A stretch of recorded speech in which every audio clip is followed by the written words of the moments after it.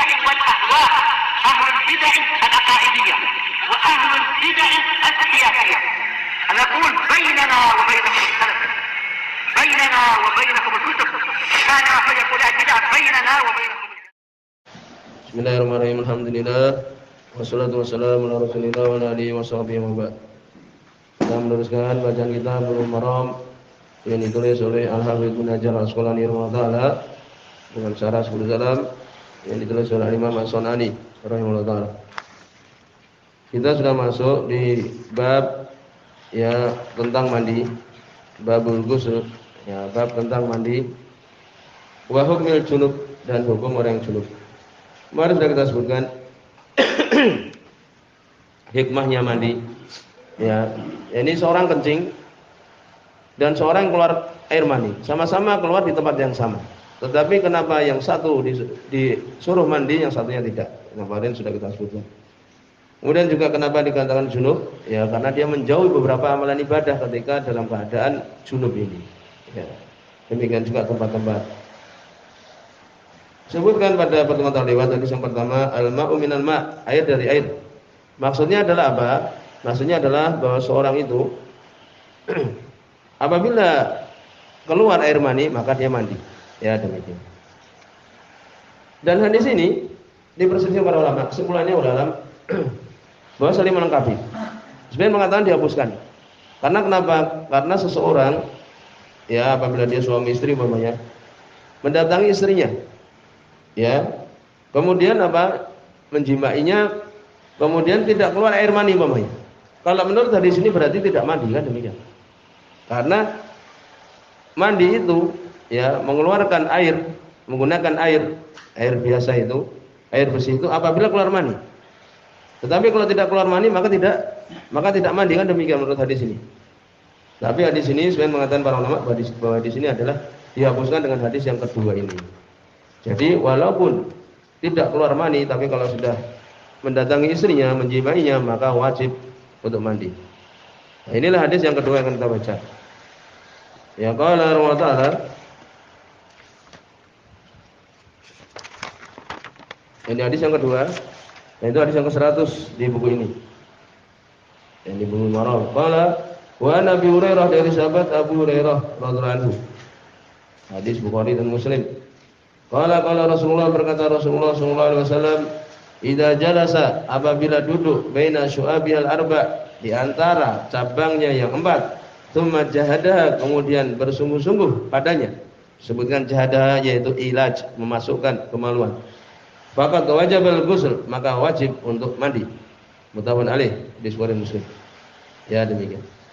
Sebutkan oleh Imam As-Sunani rahimahullah, baina syu'abiha, ya, jalasa, yakni laki-laki di perempuan, ya, kemudian syu'abiha, yakni mar'ah, perempuan. Al-arba, 4, yaitu apa? Yakni kedua kaki dan kedua tangan, ya, demikian. Faqad wajibal ghusl, maka wajib mandi. Kemudian disebutkan summa jahada, yaitu kinayah an mu'alajah, ilaj, yakni masukkan. Ya, demikian.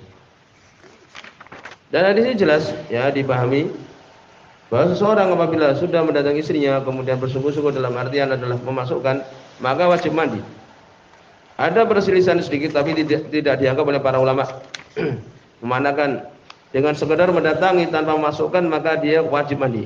Ini pendapat Dhahiriyah dan itu adalah batil. Ya, demikian. Karena di situ ada hadis sahih diriwayatkan Imam Abu Dawud dari sahabat Abu Hurairah radhiyallahu anhu.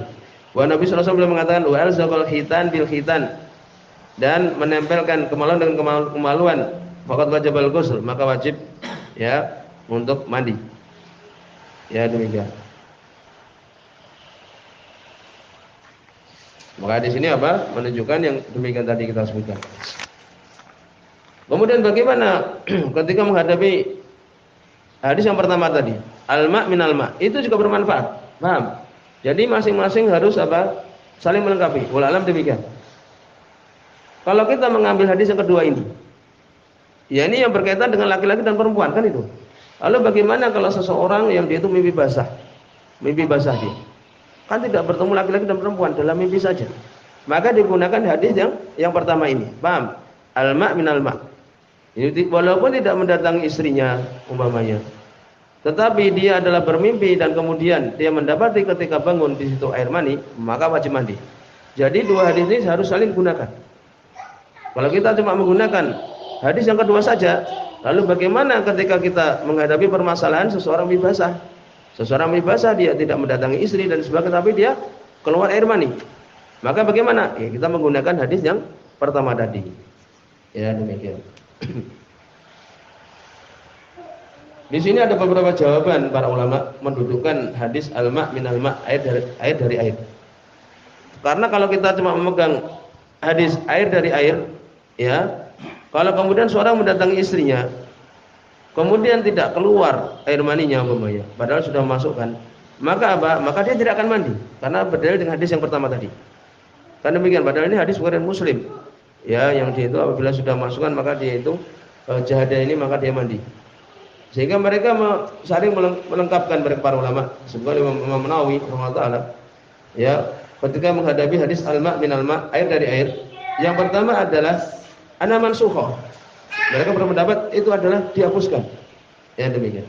Sebagian berpendapat bahwa air dari air ini adalah la yajibu ghusl bi ru'yah bin naum illa an yanzil. Ya, demikian. Ini didudukan ketika mimpi basah. Hadis itu yang pertama tadi digunakan ketika kejadian mimpi basah. Ya, demikian.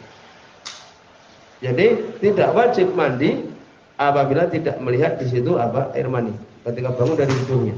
Nah, demikian. Sebagian menyebutkan ya di situ hadis dibawa oleh Imam Darimi rahimahullah.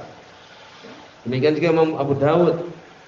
Ya, hadis Ubay bin Ka'ab radhiyallahu anhu sahih. Ya, Ubay bin Ka'ab waktu itu dengan Sa'ad bin Sa'ad As-Sa'idi.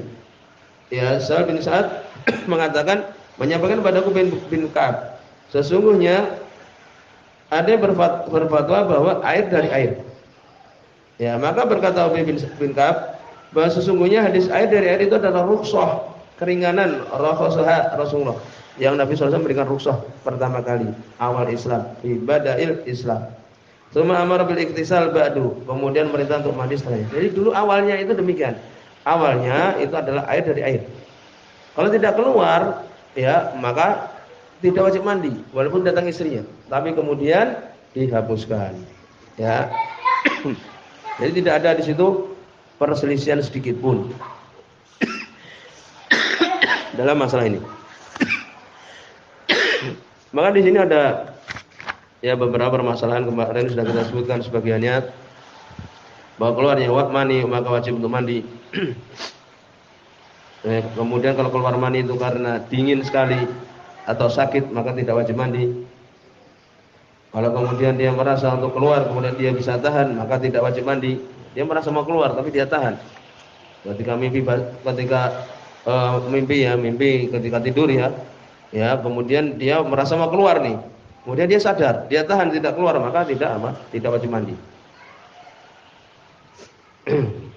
Ya, demikian. Kemudian disebutkan ya apakah wajib seseorang yang dia itu mendatangi istrinya ya sudah memasukkan ya kemudian tidak keluar, ya wajib. Ya, bahkan disebutkan oleh para ulama walau masal al-khitan min ghairi ilaj, ya, kalau menyentuh saja khitan dengan khitan tanpa memasukkan fala ghusl alaihi bil ijma', ya, maka tidak wajib untuk mandi, ijma'. Paham? Jadi cuma menyentuh saja maka tidak wajib mandi, itu ijma'. Demikian juga oleh Imam Nawawi rahimahullah. Selesai. Ya, wajib mandi itu ketika memasukkan. Ya, demikian.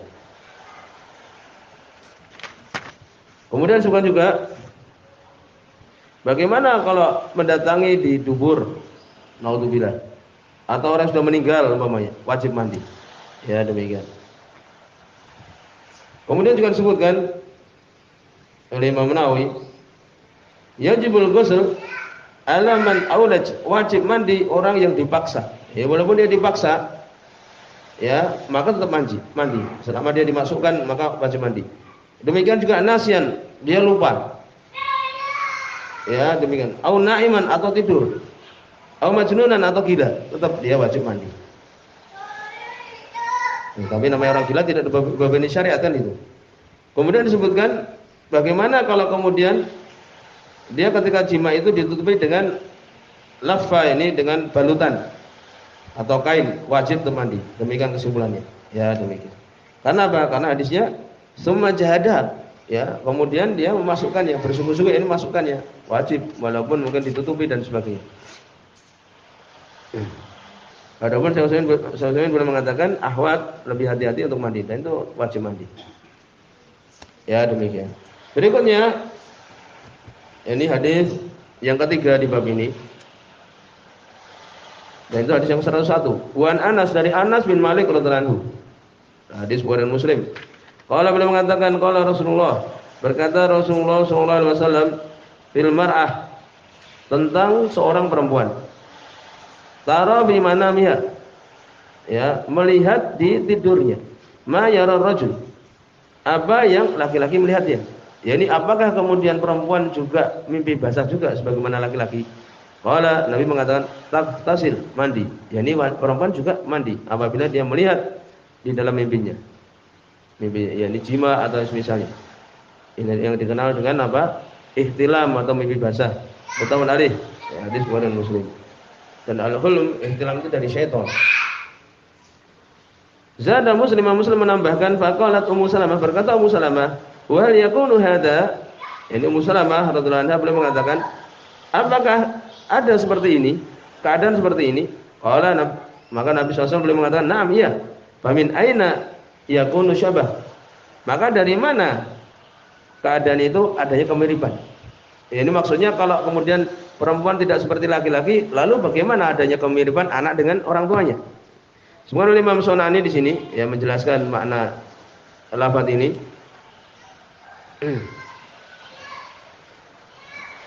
Sebenarnya dalam Sahih Bukhari juga nam idza ra'atil ma', iya apabila dia melihat air. Apa itu air? Air mani ba'da istiqor. Yani dia melihat mani setelah dia itu apa? Bangun. Wa fi ma yadullu ala anna dzalika ghalib min halin nisa karijal.